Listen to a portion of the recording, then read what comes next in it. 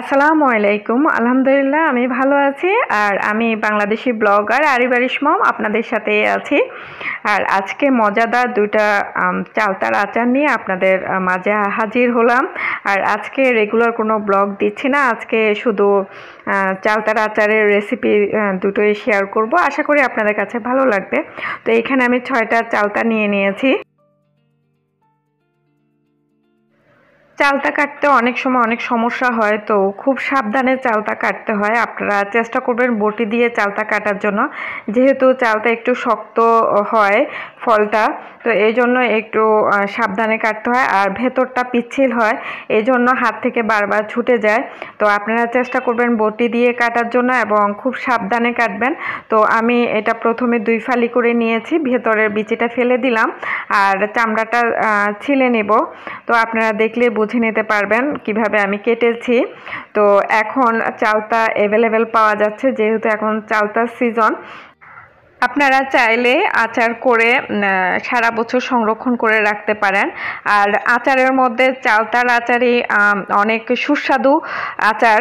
অন্যতম একটা আচার হচ্ছে চালতার আচার আর কি, খুবই সুস্বাদু হয় এবং এটা আপনারা সারা বছর সংরক্ষণ করে রাখতে পারেন।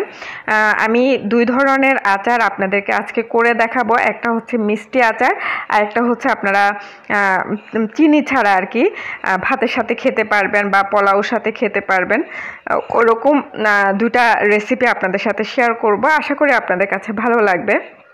তো আপনারা তো দেখতেই পাচ্ছেন আমি চালতা প্রথমে 2 ফালি করে নিয়েছি, তারপরে আরেক ফালি করেছিলাম। এখন ছোট ছোট টুকরো করে নিচ্ছি।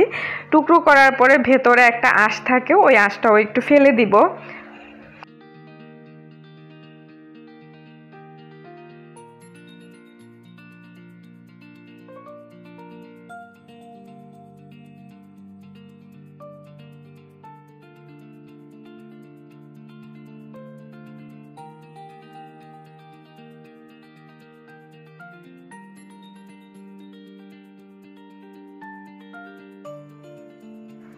সবগুলো চালতা কাটা হয়ে গেছে, এখন ভালো করে ধুয়ে নেব। যেহেতু চালতার মধ্যে আঠালো পদার্থ থাকে, এজন্য ভালো করে পরিষ্কার করে পানি দিয়ে ধুয়ে নেব। যতক্ষণ পর্যন্ত পরিষ্কার পানি বের হবে না, ততক্ষণ পর্যন্ত বারবার পানি পাল্টিয়ে ধুয়ে নিব। তো চালতা ধুয়ে নেওয়ার পরে সামান্য একটু হলুদ দিয়ে সেদ্ধ করে নেব। আপনারা অবশ্যই চালতাটা সেদ্ধ করে নেবেন, না হলে চালতার মধ্যে একটা কষ থাকে, ওই কষ যদি থেকে যায় তাহলে ওই আচারটা ভালো হয় না আর কি করলে। চালতা খুবই উপকারী একটা ফল। আমরা সচরাচর কাঁচা চালতা খাই না আর কি। তো আচারটা কিন্তু খুব পরিচিত। আমরা যখন স্কুলে পড়তাম তখন স্কুলের গেটে আর কি সব সময় আচারওয়ালা ভাই বসতেন। তো ওই আচারের আইটেমের মধ্যে কিন্তু চালতার আচার অবশ্যই থাকতো এবং আমরা ওই আচারটা কিনে খেতাম। আর ওই আচারটা আমাদের কাছে মনে হতো যে অমৃত খাচ্ছি। তো যাই হোক, চালতার মধ্যে অনেক পুষ্টিগুণ আছে। আমরা অনেকেই কিন্তু চালতার ডাল বা চচ্চড়ির সাথে ছোট মাছের সাথে দিয়ে খেয়ে থাকি। তো এরকম সিজনারি যে কোনো ফলই আমাদেরকে খেতে হয়। তো চালতার মধ্যে যেসব পুষ্টিগুণ আছে এগুলো একটু ছোট করে আপনাদেরকে বলে দিচ্ছি। চালতার মধ্যে প্রচুর পরিমাণে ক্যালসিয়াম আছে, ভিটামিন সি আছে এবং বিটা ক্যারোটিন আছে। তো সব কিছু মিলিয়ে খুবই উপকারী একটা ফল হচ্ছে চালতা। আর এটা আমাদের শরীরে টনিক হিসাবে কাজ করে এবং যাদের ডায়াবেটিস আছেন এটাও নিয়ন্ত্রণ করতে সাহায্য করে। আর যাদের অশ্বরোগ আছে বা কোষ্ঠকাঠিন্য সমস্যা আছে তাদের জন্য খুব উপকারী একটা ফল হচ্ছে চালতা। তো যাই হোক, আপনাদের সাথে কথা বলতে বলতে আমার এখানে চালতাগুলোও সেদ্ধ করা হয়ে গেছে এবং এর মধ্যে আমি চালতাগুলো একটু থেতলো করে নিচ্ছি। আপনারা চাইলে শিলপাটার মধ্যে থেতলে নিতে পারেন। আমি এখানে হামানদিস্তার মধ্যে থেতলে নিচ্ছি, একটু সময় সাপেক্ষ, তারপরেও আমি হামানদিস্তায় করে নিচ্ছি। আপনারা চাইলে চপিং বোর্ডেও একটু চপ করে নিতে পারেন, মানে একটু থেতলো করে নিতে পারেন। তো এইভাবে আমি সবগুলোই করে নিব। আর যাই বলছিলাম, আচারটা খুবই পুষ্টিকর, আপনারা সারা বছর সংরক্ষণ করে রাখতে পারেন। এই ধরনের একটা আচার হচ্ছে চালতার আচার। আর পুষ্টিগুণে তো ভরপুর এই আচার। আর মুখে প্রচুর যাদের মুখে রুচি নেই, এই আচারটা খেলে কিন্তু রুচিটা ফিরে আসে। তো আশা করি আজকের ভিডিও ভিডিওটা আপনাদের কাছে ভালো লাগবে, এবং যদি ভালো লাগে অবশ্যই ভিডিওটা শেষ পর্যন্ত দেখবেন এবং আচারের রেসিপিটা একবার হলেও ট্রাই করবেন। তো আচারটা আমার থেতলো করা মানে চালতাটা আমার থেতলো করা হয়ে গেছে। তো এর মধ্যে আমি মশলাটা তৈরি করে নিচ্ছি। এখানে মিষ্টি জিরা নিয়েছি বা মৌরি, জিরা আর শুকনা মরিচ, তেজপাতা নিয়েছি, আর এখানে নিয়েছি ধনিয়া। সবগুলো মশলাই আমি এখানে 1 চা চামচ করে নিয়েছি। তো আর অন্যদিকে আরও কিছু মশলা নিয়েছি, সেগুলো একটু বলে দিচ্ছি। এখানে নিয়েছি আদা কুচি, রসুন কুচি, আর হচ্ছে 5 ফোড়ন, আর চিনি, গুড়। আপনারা চাইলে শুধু গুড় দিয়েও করতে পারেন, শুধু চিনি দিয়েও করতে পারেন। আমি দুটোই নিয়েছি। তো এর মধ্যে আমি মশলাগুলো রেডি করে নিচ্ছি। আর আমার ধনিয়ার মধ্যে একটু ময়লা ছিল, সেজন্য ধনিয়াগুলো একটু ধুয়ে নিয়েছি। ধুয়ে আগেই তাওয়ায় দিয়ে দিয়েছি। এগুলো অর্ধেকটাও হয়ে গেলে মানে ভাজা ভাজা হয়ে গেলে অন্য শুকনো মশলাগুলো দিয়ে দিব। দিয়ে ভালো করে টেলে এগুলো গুঁড়ো করে নিব। আপনারা একটু গ্রান বের হলেই এগুলো গুঁড়ো করে নেবেন।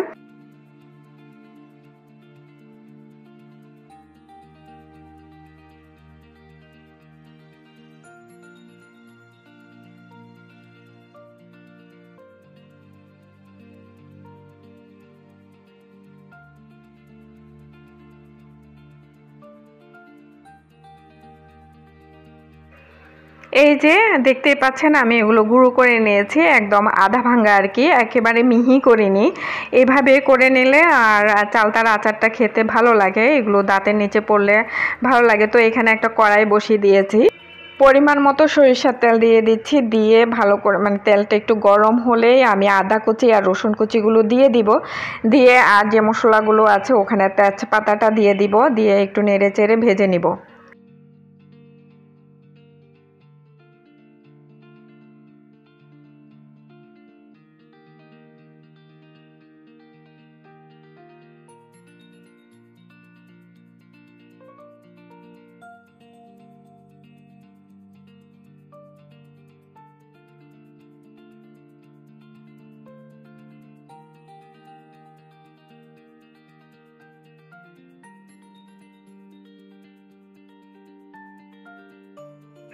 মশলাগুলো হালকা একটু ভাজা হওয়ার পরে 5 ফোড়নগুলো দিয়ে দিব। দিয়ে একটু ভেজে নিব।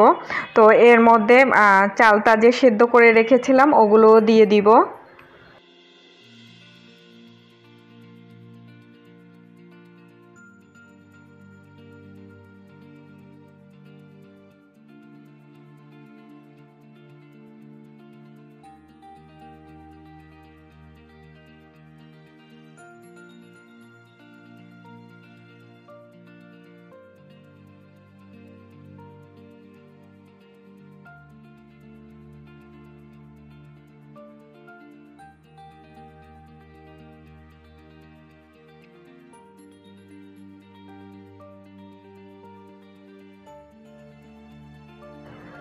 ভালো করে নেড়ে চেড়ে মশলার সাথে এগুলো মিশিয়ে নিব। আমি কিন্তু চালতা সেদ্ধ করার সময় লবণ দিইনি, শুধু হলুদ দিয়ে সেদ্ধ করেছি। এর মধ্যে আমি পরিমাণ মতো লবণও দিয়ে দিব। আপনারা আপনাদের স্বাদ অনুযায়ী লবণটা ব্যবহার করবেন।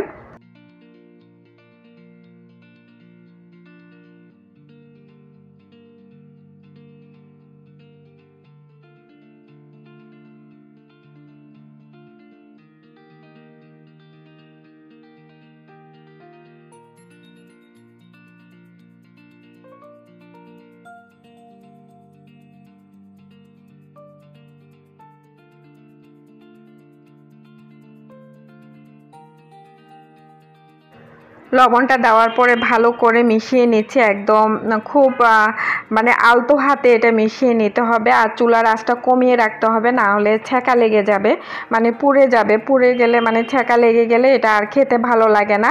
এরপরে আমি গুড়গুলো আস্তে আস্তে দিয়ে দিলাম। গুড়গুলো দিয়ে তারপরে চিনিটা দিব। যে গুড়টাও দেওয়া মানে গলে যাওয়া পর্যন্তই হালকা করে নেড়ে নেড়ে দিতে হবে।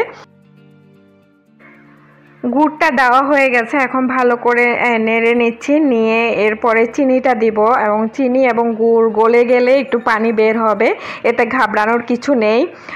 এগুলো আস্তে আস্তে টেনে নেবে, আর যত পানিটা শুকিয়ে ফেলবেন আচারটা ততই মজা হবে এবং চিনিগুলো আর গুড়গুলো ভেতরে ঢুকবে, আচারের ভেতরে ঢুকবে আর কি। তো চুলার আঁচটা কমিয়ে রাখতে হবে।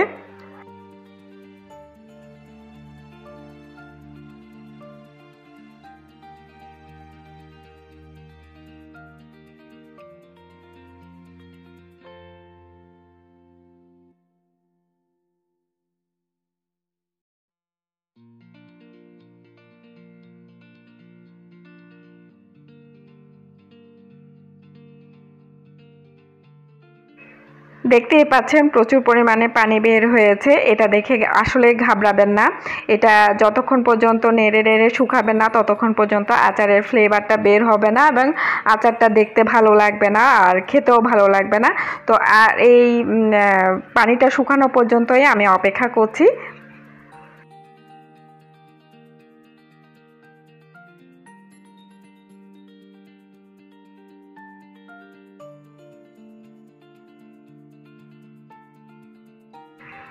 এর মধ্যে দুই একবার নাড়ানো হয়ে গেছে, এখন অর্ধেকটা শুকিয়ে গেছে পানি। তো আমি যে মশলাটা করে রেখেছিলাম এটার অর্ধেকটা দিয়ে দিচ্ছি আর বাকি অর্ধেকটা দিব শেষে। তো মশলাটা দিয়ে আবার ভালো করে নেড়ে চেড়ে নিচ্ছি যেন মশলাগুলো আচারের ভেতরে ঢুকে।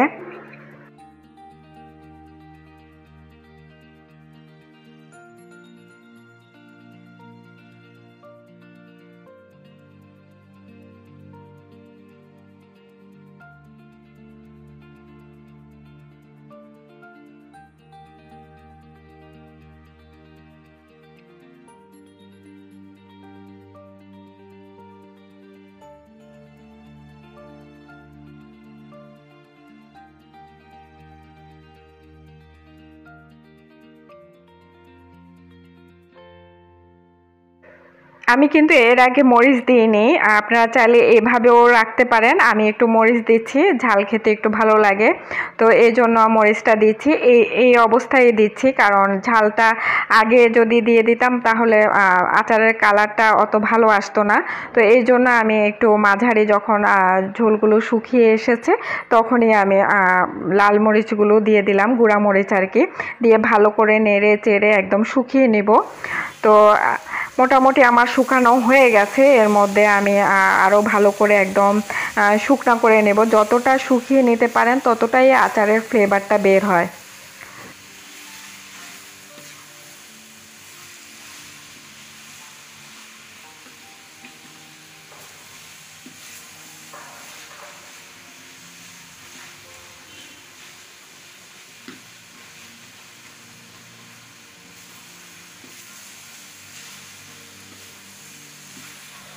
প্রায় আচারটা হয়ে এসেছে, এর মধ্যে প্রিজারভেটিভের জন্য আমি এখানে ভিনিগার দিব। এখানে আমি প্রায় আধা কাপের মতোই ভিনিগার দিয়েছি, এই যে দেখতেই পাচ্ছেন ভিনিগারটা দিয়ে দিচ্ছি। এটা আপনার প্রিজারভেটিভের কাজ করবে, প্রায় আপনার আচারটা 6 থেকে 7 মাস বা 1 বছরও রেখে দিতে পারেন সংরক্ষণ করে, এজন্যই ভিনিগারটা দেওয়া।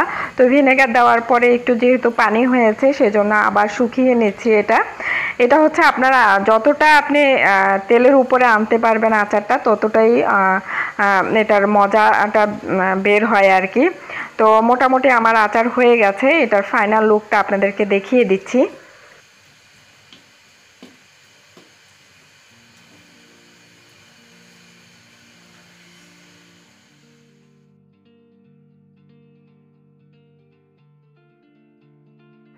দেখতে পাচ্ছেন নেড়ে চেড়ে একেবারেই শুকিয়ে ফেলেছি আমি আচারটা। তো এভাবে আচারটা করলে আপনার রোদে দেওয়ার ঝামেলাও থাকে না, আবার আপনার আচারটাও অনেক দিন সংরক্ষণে থাকে। তো আমার না আচারটা হয়ে গেছে, এই তো কালারটা দেখে বুঝতে পেরেছেন আচারটা কতটা লোভনীয় হয়েছে এবং কতটা মজার হয়েছে।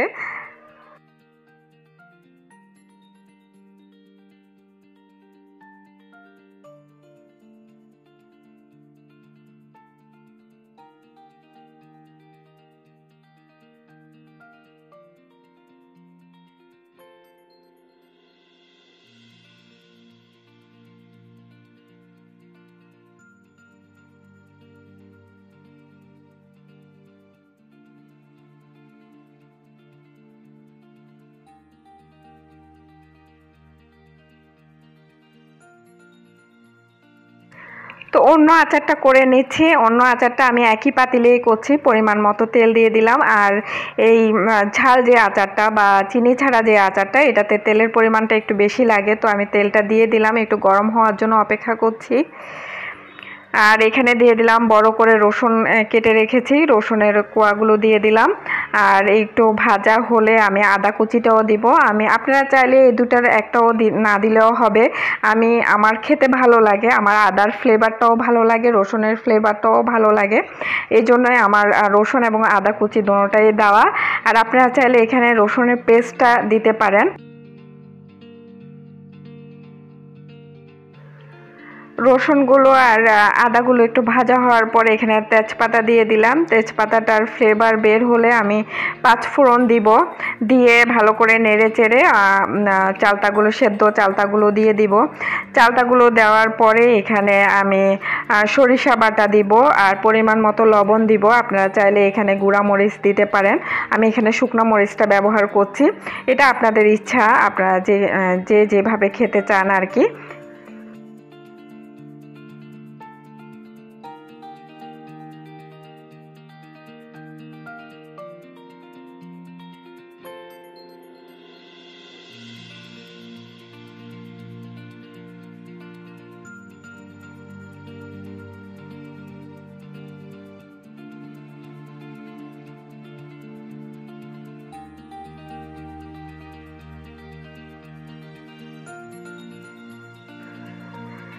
আদা কুচির সাথে আমি এখানে আদা পেস্টও দিয়েছি, তো আর সরিষা বাটা, তো দুটো দিয়ে আমি ভালো করে নেড়ে চেড়ে মিশিয়ে নিব।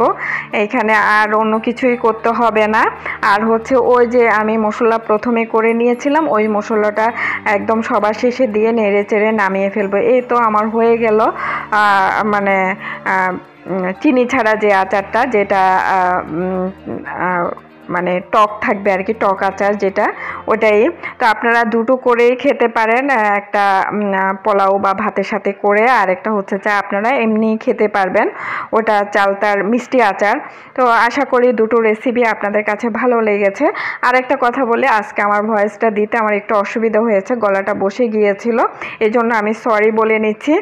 আর অবশ্যই আপনারা এই আচারটা বাসায় একবার হলো ট্রাই করবেন, আর সবাই খুশি হবে। আর সিজনের যে কোনো জিনিসে আমাদের কাছে ভালো লাগে। তো সবার শেষে আমি ভিনেগার দিয়ে দিয়েছি, দিয়ে একটু নেড়ে চেড়ে নামিয়ে ফেলবো। এই তো আমার হয়ে গেল চালতার টক আচার। এবং ফাইনাল লুকটা দেখিয়ে দিচ্ছি। এই যে আমি বয়ামে ভরে নিয়েছি। আপনারা চাইলে টক যে আচারটা, ওটা মাঝে মাঝে রোদে দিতে পারেন, কিন্তু মিষ্টি আচার যেটা আছে ওটা রোদে দেওয়ার প্রয়োজন নেই। তো আশা করি আজকের ভিডিওটা আপনাদের কাছে ভালো লেগেছে। যদি ভালো লাগে অবশ্যই একটা লাইক দিবেন এবং কমেন্ট করে জানাবেন আপনাদের কাছে কেমন লেগেছে দুটো রেসিপি। তো আজকে এখানে শেষ করছি। আল্লাহ হাফেজ।